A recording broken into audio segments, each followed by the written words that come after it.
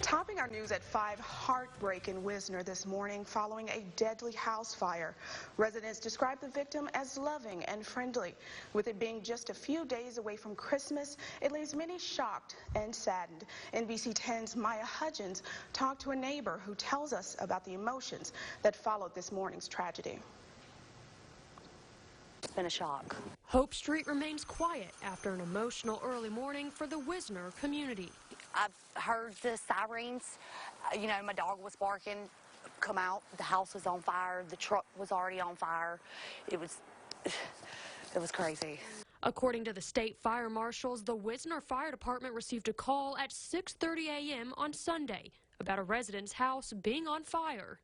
Actually franticing, you know, I'm like, oh my God, there's somebody in there. So I was probably a little hysterical this morning. One occupant was removed from the house, but later died at an area hospital. You know, it kicks in, it's like you want to do something. You got to do something. And just standing back and not being able to.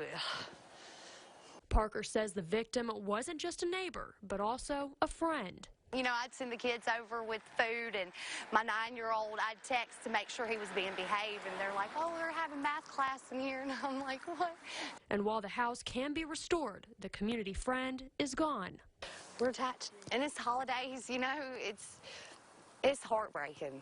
It really is. In Wisner, Maya Hudgens, NBC 10, your local news leader. The cause of the fire is still being investigated.